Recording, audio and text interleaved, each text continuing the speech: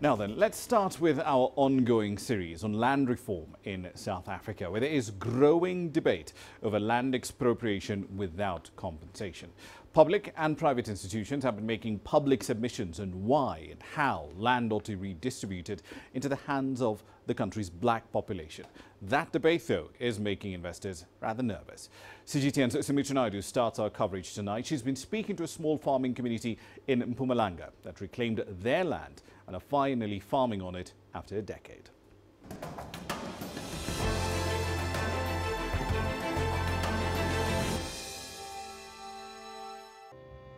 The majority of South Africans agree that land reform must happen, but they don't necessarily understand how it will unfold and how it will affect them. The Nydoo clan reclaimed this land in Mpumalanga, the eastern part of South Africa, in 2004. It's 23,000 hectares of land back in the hands of previously dispossessed black people. So there's vast amounts of land here, but the Nydoo community is only able to farm just over 500 hectares of land. And that's primarily because it doesn't have enough funding. Both the loans that it does have from the land bank goes towards a cleaning, planting and harvesting. It does need a lot more funding in order to expand and buy more machinery and equipment. Remember, like we said, we don't have all this equipment to farm. So when we make the profit, they advise us that, no guys, you can't buy this product now. Just a little bit, wait for a little bit for quite some time, and then but be able to work through. Post-settlement support and access to finance for new landowners is one of the most crucial elements that the government needs to address now that it's pushing ahead with land expropriation. Remember, at a point when communities get their land back, all that they've got is this priceless asset in the form of the land. They don't have access to finance. They don't have finance because usually government doesn't actually give them the money. I think government has actually has omitted to really focus on is post-settlement support.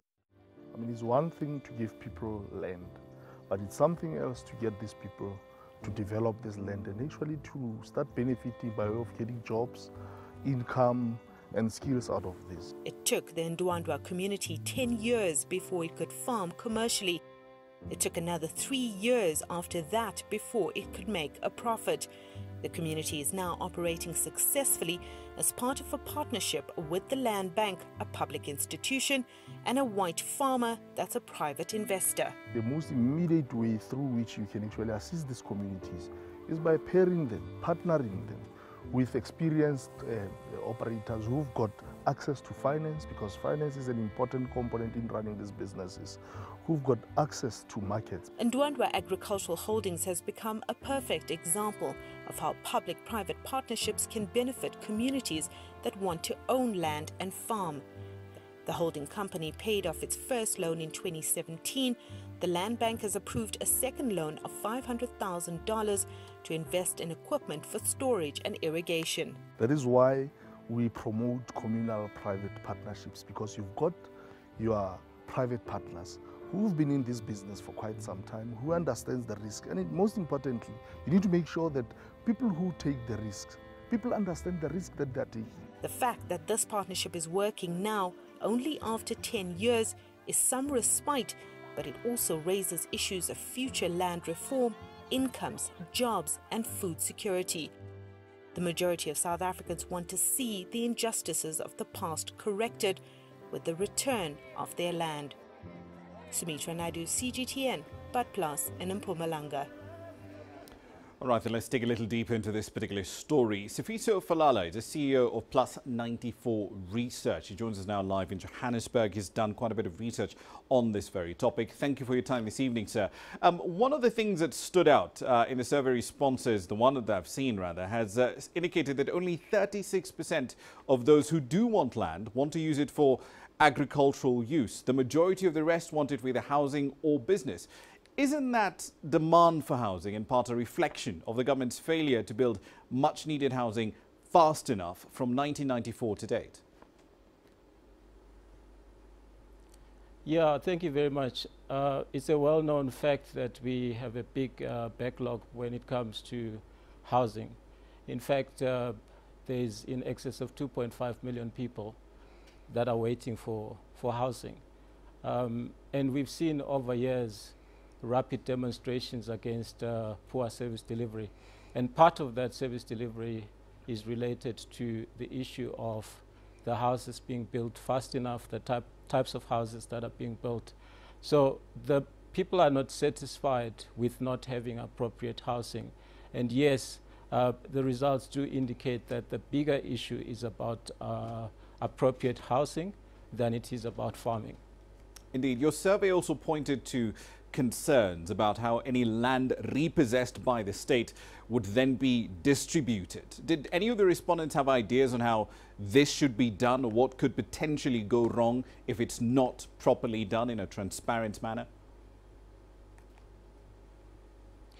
Yeah, that is a big issue. The vast majority of the respondents feel that the government hasn't yet figured out how it will distribute or redistribute the land after it has been expropriated. So there's a lot of passion in discussions about the actual expropriation, but the feeling out there is that there's lack of clarity as to what will happen, who will get what land. And when we did ask the question, who do you think will get what land, there's a perception that the redistribution might be fraught with injustices of its own. And one of the allegations, for instance, is that some of the best land will go to politicians themselves who are championing the issue about land expropriation.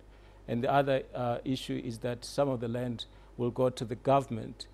And if you look at the issue, the public prefers to have private ownership of property than to have property that is owned through the state. Indeed, more than half were responded also, though, and I found this really interesting. They expected the state to fund their activities on land they may get through grants or subsidies. So a couple of questions on that. One, why is that the case? And given South Africa's current fiscal health, is that even feasible? Yes, I think the lead story just before we came on air gave a case study of a situation in Mpumalanga with farmers who were recently allocated about 23 hectares of land. And they correctly pointed out that they had challenges with capital, having the right amount of money to make that land that they now have productive. And they've had partnership with some farmer in the area, and also they've received a loan from the land bank, and they're in line to receive yet another loan from the land bank.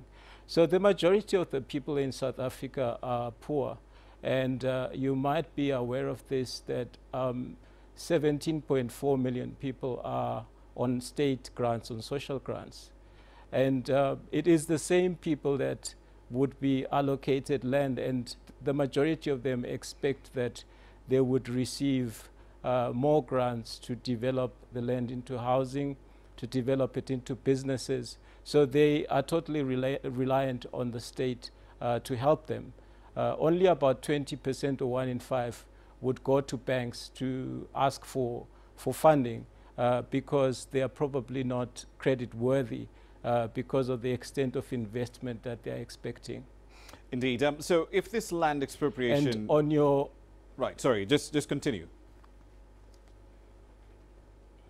Yeah, on your question about the economy definitely cannot afford to pay for the land, which is why it has been suggested that the land should be expropriated without compensation. If it could be afforded, such a venture, I'm sure that there could have been consideration for expropriation with some kind of compensation. And if you look at the housing backlog itself, the economy needs in the region of about 820 billion in order to completely get rid of the backlog by 2020. So there isn't enough cash. The economy has been growing slowly, and just this month we've seen that the economy has entered a technical recession. So we don't have the sums of money that are needed in order to help the people when they receive land to turn that land into businesses or into into housing. Right. If this land expropriation without compensation plan proceeds, how then would that also affect property portfolios that are currently held in one way or another, directly or indirectly, by banks in South Africa? The banks have, Ramah made a submission to Parliament about this issue because it is very big for them.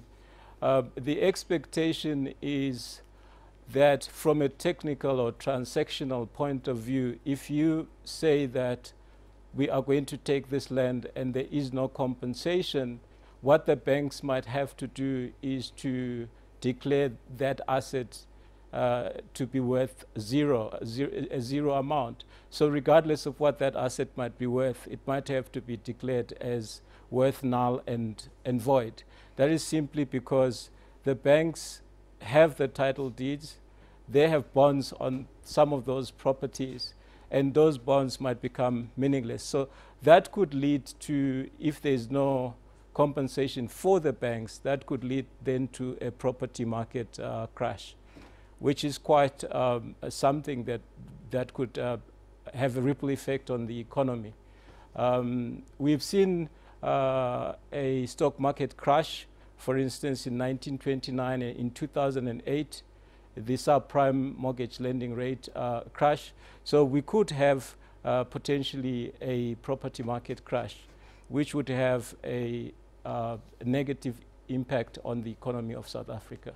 Indeed. We'll have to leave it there for the time being. Sifiso Falala, CEO of Plus 94 Research.